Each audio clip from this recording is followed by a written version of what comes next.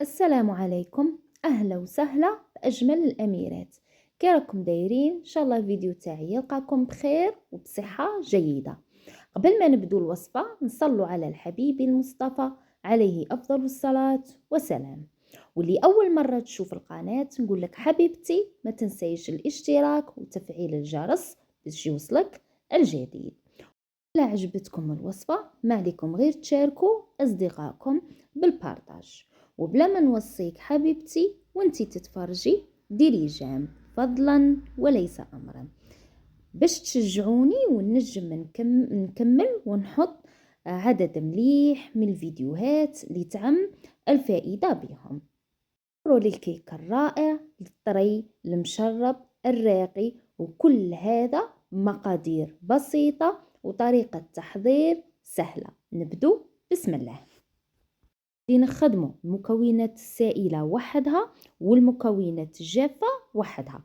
نمروا للسائلة. نسحقوا فيها كاس سكر، عبرت بهذا الكاس، كاس غير ربع حليب، نص كاس زيت، 3 حبات بيض، ومغرف كبيرة لافاني.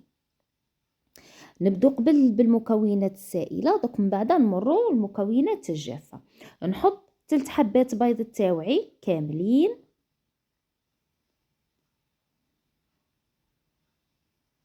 الحبة الأولى، نزيد الثانية ونزيد الثالثة.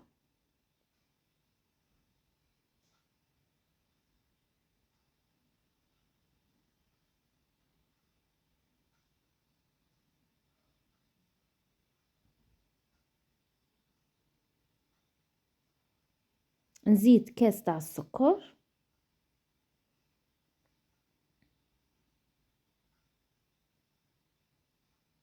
ونزيد كاس غير ربع حليب كوم درجة حرارة الغرفة، ونزيد نص كاس زيت، ونزيد مغرف كبيرة لافاني بودرة ولا سائلة اللي كانت موجودة عندك. نخلط المكونات كلها مع بعض. تنجمي تستخدمي الباتور، انا خلطت بالفوي، فوي تكفي، يعني مهم تخلطي المكونات مليح يدوب كاع هذاك السكر والزيت والحليب يدخلوا المكونات كاع مع بعض. نخليهم على جهة ونروح نجيب المكونات الجافة.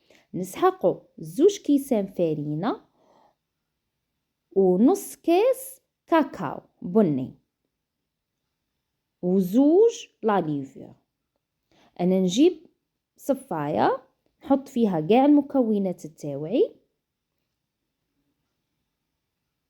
هكا باش نضمن باللي ما يبقاوليش هذوك الحبيبات ومن بعد يغبنوني في الخدمه. من بعد نفوتهم كاع في الصفايه.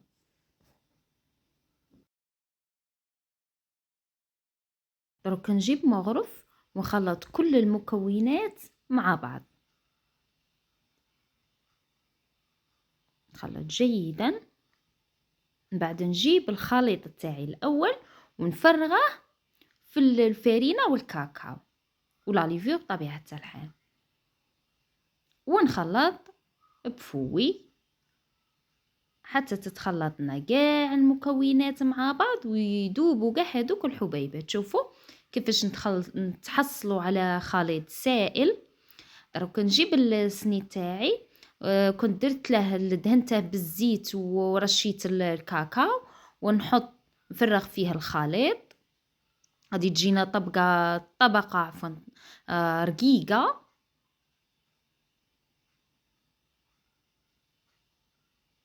هكا نحط كاع الخليط، نجيب سباتول هكا تساعدني في الخدمه باش تهود لي كاع هذاك الخليط.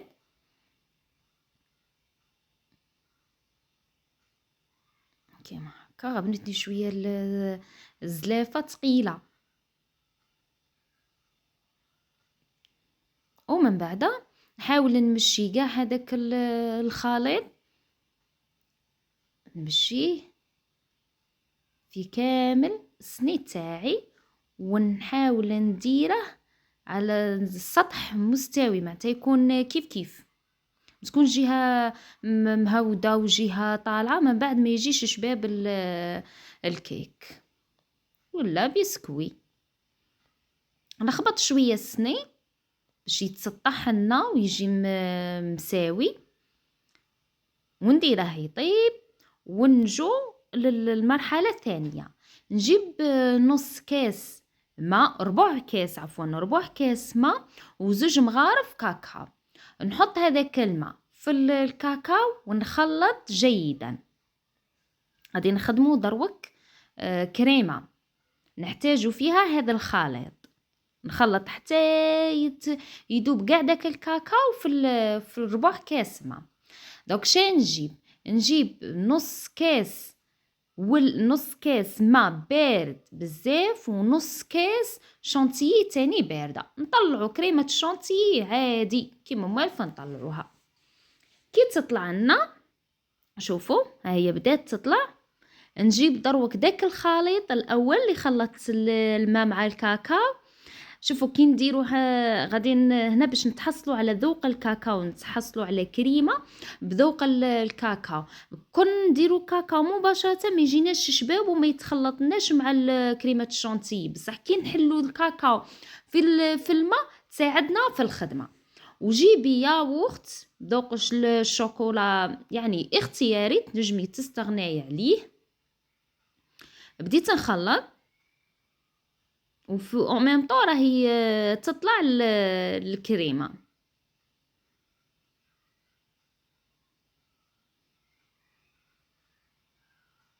ها هي طلعت مادامها تتخلط وهي تطلع. دوك انا جبت هذا بنينه بذوقين، تنجمي ديري شوكولا، تنجمي تستغني عليه كامل. انا غير باش نزيد نعزز نكهه الشوكولا.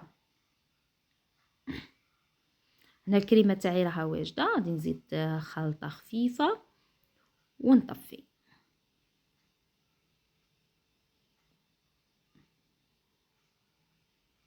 شوفوا كيفاش تجي طالعه. دائما كي نتحصلوا على داك المنقار معناتها راها واجده الكريمه تاعنا. دروك نغطيها وروح نديرها في الثلاجه. الكيك تاعي طاب، نخلوه حتى اللي تشوفيه نشف من الفوق، وتجيبي كيردون وتثقبيها كامل، كاع نثقبوها بكيردون من كل الاطراف. ونجيب كاس قهوه عادي، كاس قهوه وسقي بها. تنجمي تسقي بالحليب لكن الاختيار، انا بغيت قهوه باش تجيك مشربه وخليها حتى تشرب. دوك هنا جبت المقطع التمحالي، بصح نقول لكم شا درت فيه. ديت نص كاس ماء مع نص كاس زيت وزوج مغارف كاكاو ومغرف مايزينا، خلطت بارد في بارد ودرت فوق النار حتى بدا يتقال كيما راكم شفتوه. جبت شوكولا اي نوعيه عندك حطيتها والخليط حامي، وبديت نحط بالحبه ونحرك حتى اللي داب لي صاي. بعد ما يبرد لك الكيك تماما حتى يبرد غايه، نحط كاع الكريمه هذيك فوق الكيك، نوزعها على الكيك كامل. استعيني بسباتول ولا كوبات باش يجيك سطح مستوي، ومن بعد حطيها في الثلاجه على الاقل نص ساعه، اقل مده نص ساعه باش هذيك الكريمه كاع تقبض روحها غايه. اقل مده قلت نص ساعه.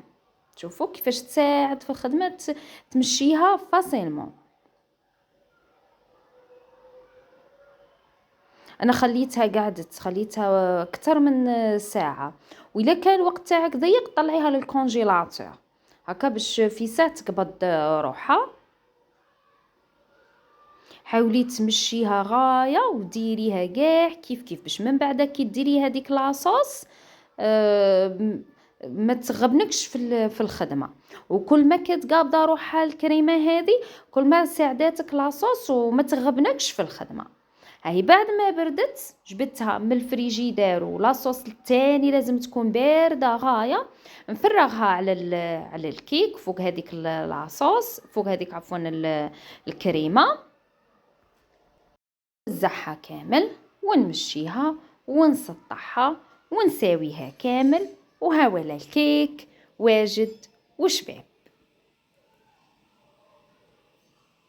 كل ما يطول ويبقى مدة طويلة، يعني الغدوة من ذاك ولا بعد غدوة، تأكدوا باللي غادي يزيد يجي شباب ويزيد يتشرب، والبنة تاعه تولي أفضل وأفضل.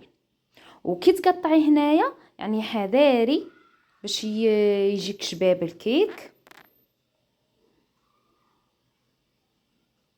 مسحي الخدمي وقطعيه، شوفوا كيفاش يبانوا الطبقات وكيفاش يجوا شابين.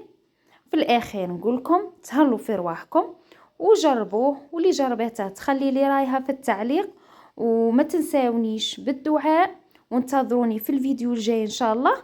وتهلوا في رواحكم، سلام.